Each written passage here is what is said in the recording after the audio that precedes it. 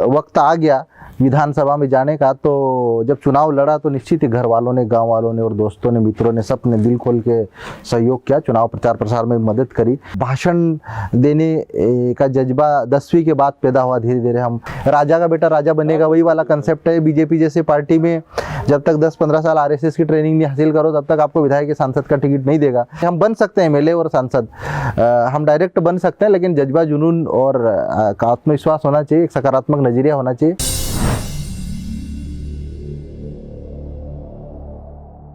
जब medical profession में था तो घर वाले बड़े खुश थे, ज़्यादा खुश थे कि हमारा बेटा डॉक्टर है और डॉक्टर बन के हमारी सेवा करेगा, गांव वालों की सेवाएं करेगा और बहुत सारी चीज़ें हमारे लिए उनके लिए एक प्राउड का विषय था। लेकिन जैसे हमने युवाओं को एकजुट करके जयस जैसा संगठन जब हमने सोशल मीडिया के माध्यम से खड़ा किया, तैयार किया और ग्राउंड लेवल पे ग्रामीण क्षेत्रों में जाकर जब सभाएँ कार्यक्रम करना शुरू किया तो घर वालों को की तरफ से कई ऑब्जेक्शन होते थे कि आप मेडिकल में बहुत अच्छे प्रोफेशन में हो, आप अपने डॉक्टरी करो। लेकिन हमने फिर भी घर वालों से कई बातें हम छुपाते थे कि नहीं, हम लोग राजनीति नहीं कर रहे हैं, हम तो समाज के लोगों को जागरूकता करते हैं, एक मार्गदर्शन देने की कोशिश कर रहे हैं। लेकिन जब वक्त आ गया विधानसभा में जाने का, तो जब चुनाव लड़ा तो निश्चित ही घर वालों ने, गांव वालों ने और दोस्तों ने, मित्रों ने, सब ने दिल खोल के सहयोग किया, चुनाव प्रचार प्रसार में मदद करी।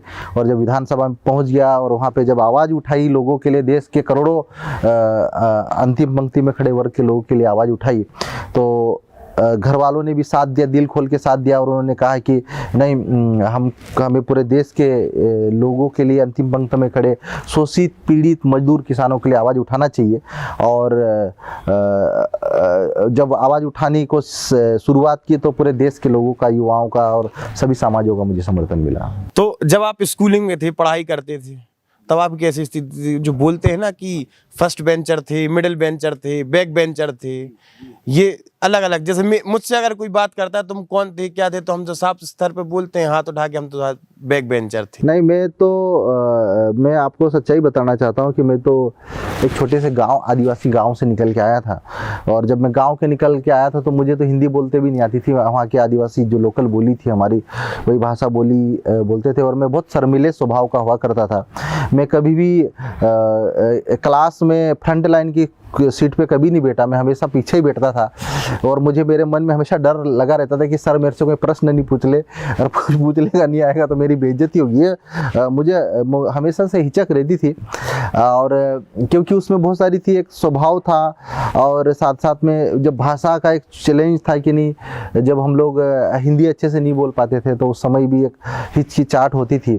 लेकिन धीरे धीरे जब ये चीज़ें हम सीख गए, हिंदी सीख गए, अंग्रेजी सीख गए और लोगों से कम्युनिकेशन एक करने का एक जज्बा, आत्मविश्वास आ गया, तो फिर हम फ्रंट लाइन पे धीरे धीरे, मतलब वो हमको 9th क्लास से आया, जबकि 9th क्लास तक काफ़ी, मतलब एक मन में टीचरों के प्रति और एक शहरी क्षेत्र के जो एक वातावरण था उसके प्रति एक हिचक सी रहती थी। लेकिन जैसे जैसे जब उस बोलने में, पढ़ने में और सब चीज़ में एक्सपर्ट होते गया तो धीरे धीरे हम फ्रंट लाइन पे आते गया हूँ।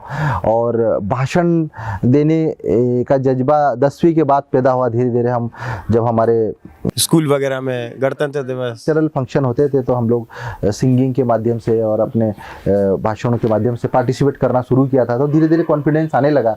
और जब मेडिकल में प्रवेश किया, पोस्ट ग्रेजुएशन में जनरल मेडिसिन की डिग्री करी, तो और कॉन्फिडेंस आया कि हम अच्छा बोल सकते हैं, अच्छा कर सकते हैं और लड़ सकते हैं। ये एक जज्बा, जुनून अपने आप पैदा होते गया। ये सब धीरे धीरे एजुकेशन के कारण आया है। मैं पूरा श्रेय मेरी मेडिकल एजुकेशन को देता हूँ कि मेडिकल एजुकेशन के जाने के बाद में बहुत सारी चीज़ जो कॉन्फिडेंस पैदा हुआ, और फिर सबका सपोर्ट, और एक शुरू से ये मेरे भीतर एक सकारात्मक सोच रही है। कभी भी मैं चीज़ों को या लोगों को नकारात्मक नज़रिए से मैंने नहीं देखा। हमने हमेशा हर चीज़ को एक शुरू से, बचपन से सकारात्मक सोच रही कि मुझे ये करना, तो मुझे पूरा विश्वास था कि मैं इसमें कर ही लूँगा।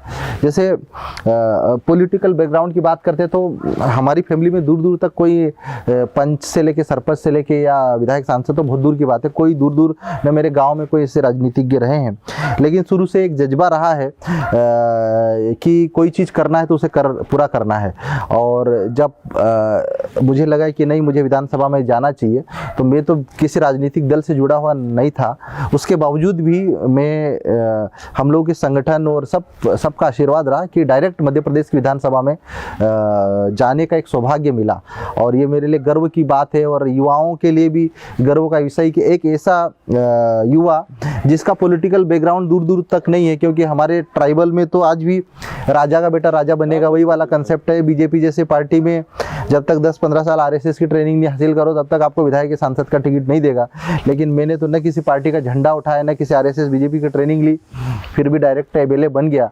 तो ये हमारे देश के नए युवाओं के लिए भी एक प्रेरणा है कि हम बन सकते हैं एमएलए और सांसद, हम डायरेक्ट बन सकते हैं, लेकिन जज्बा, जुनून और आत्मविश्वास होना चाहिए, एक सकारात्मक नज़रिया होना चाहिए। हमने हमेशा, मैंने कभी ये सोचा ही नहीं सपने में कि नहीं बनूंगा।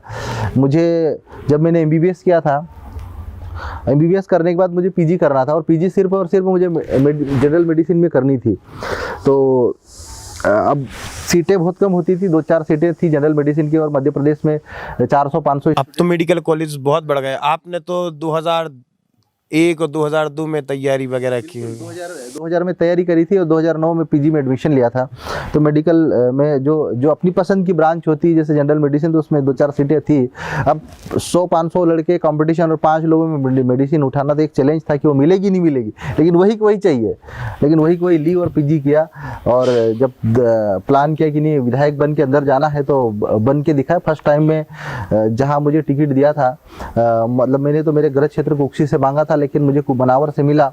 और जिस क्षेत्र में मैं नहीं गया था कभी, मैं मतलब उस क्षेत्र में मेरा कभी चुनाव से पहले कभी दौरा भी नहीं हुआ था, पॉलिटिकल दौरा, उसमें टिकट मिला और मैं 40,000 मतों से जीता। तो कहीं ना कहीं एक सकारात्मक सोच और एक अंदर आत्मविश्वास था कि हम जीतेंगे, तो जीते। लगातार जुड़े रहने के लिए आयुक्त को सब्सक्राइब जरूर करें।